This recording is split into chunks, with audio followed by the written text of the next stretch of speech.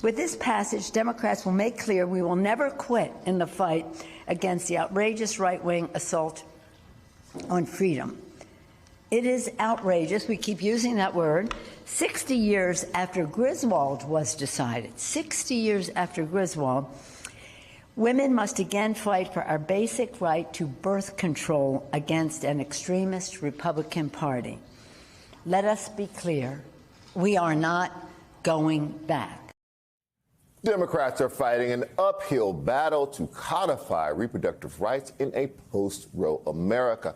On Wednesday, House Democrats passed a bill protecting contraception access. But that's likely to be rejected by the Senate. Now, abortion rights protesters are demanding more from Congress. This week, over a dozen Democratic lawmakers, including my next guest, were arrested after protesting outside the Supreme Court. California Congresswoman Sara Jacobs joins me now. She's also a co-sponsor of the contraception bill. First, Congresswoman, I'd like to talk to you about protesting for reproductive rights and what that feels like and what it feels like to be arrested, whether or not this is your first time being arrested for doing something like this. Well, thank you for having me on. It was my first time being arrested. I felt like it was really important because as a young woman myself, these rights are being taken away from me. This is very personal. And I feel like it's important that we recognize that this fight is happening on people's bodies across the country. We are literally already seeing people die because they cannot get access to the health care that they need.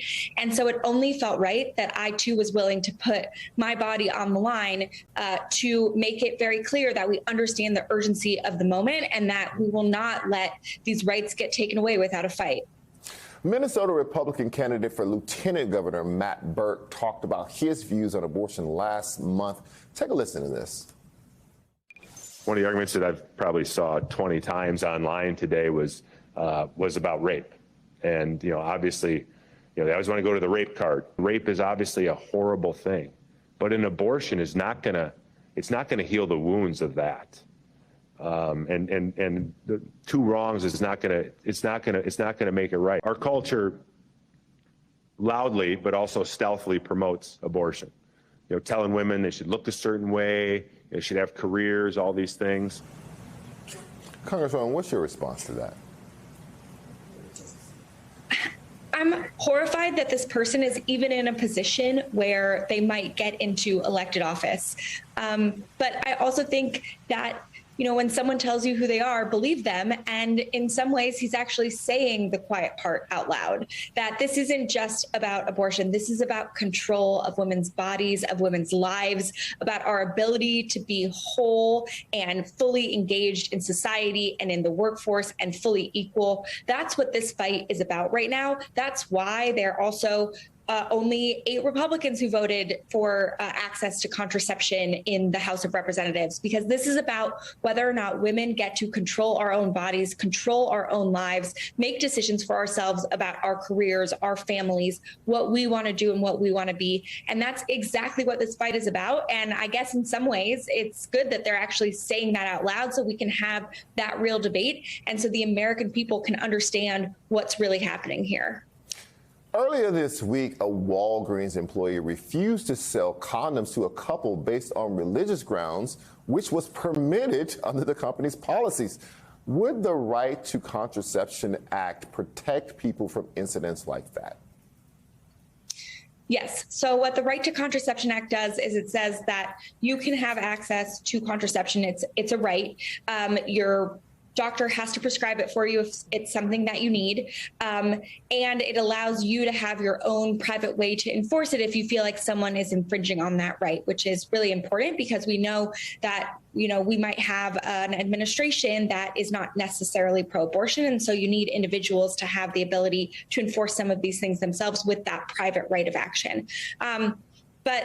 But let's be clear, I thought we'd settled condoms long ago as something that was universally accepted as a form of birth control. I think that it's pretty crazy that we're seeing now something that the majority of Americans support the right to access to birth control, and still we have the majority of the Republican conference in Congress who won't codify that right into law. Yeah, I just thought the abortion, I mean, the condoms and things were just on the shelf next to the aspirin. I didn't know you even had to ask or whatever. So that was all news to me. Anyway, Georgia just passed a heartbeat bill banning abortion after 6 weeks. And now people are going to Florida, which has a 15-week abortion ban. What does all this say about abortion rights in this country right now?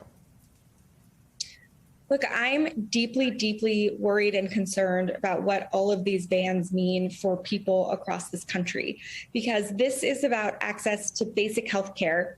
This is about decisions between you and your healthcare provider. And we're already seeing the impacts of this. We're already seeing women bleed out because their doctor doesn't feel like they can do the necessary healthcare procedure they need to do in a medical incident because they're so worried that there might be legal ramifications for that. And let's talk about what these things mean. The way you count weeks of pregnancy, I have a 4.5-month-old niece. So I just went through this with my sister-in-law. They actually count it from the first day of your last period, which means you have barely missed your period at 6 weeks. You probably don't even know you're pregnant. And so what we're talking about is putting people in these really difficult situations where they might not even know they're pregnant by the time these bans start, let alone the fact that what happens if there's some medical issue that happens in the 16th or the 17th or the 18th week? What happens if there's some medical need to do an abortion? They can't access that abortion care. And that's really problematic. And it's going to have, people are going to die. GOP lawmakers are already introducing a wave of extreme bills. For example, Republican lawmakers in North Carolina proposed a bill that would authorize deadly force to stop an abortion. What can Congress do to stop these bills? Yeah, Charles, I got to say, I am perplexed that in the name of being pro-life, they are literally introducing bills that would authorize violence and really hurt humans and fully formed humans who have families and lives and careers because they are so radical and fanatical about this issue. So look, the most important thing that Congress can do is codify the right to abortion into federal law. The House has passed that twice. Right. We are working with our colleagues in the Senate to do the same. But in the meantime, we can also work for protections for people in these states. So I have a bill that would work to protect reproductive and sexual health data from being used to prosecute people. We've already voted on the right to travel between state lines. There are lots that we can do to make sure we are providing federal protections we can as we're working on codifying the right to abortion into federal law. Congresswoman, we don't have a few seconds left here, but you talked before about how this is personal to you. You have been outspoken about freezing your own eggs. Are you concerned about how the reversals on Roe will impact your own plans? Of course, I'm very concerned. I'm very grateful that I live in California, a state that right now still has access to abortion. But that doesn't mean that my Republican colleagues in Congress won't try and do a federal abortion ban with no exceptions if they get into power. I don't have kids yet, but I'd like to one day. And I travel back and forth from DC to California every week. What happens if I'm, one day pregnant, stop in Texas on my way to California, have some issue and can't get the health care that I need? I mean, these things are deeply, deeply personal to me. And I know to all of my peers and my friends and my constituents. And frankly, I think it's important that we talk about it as a personal issue too, that we talk about these things not just in the abstract, but how they impact each of us individually, because no one really is immune from these horrific rules being put in place.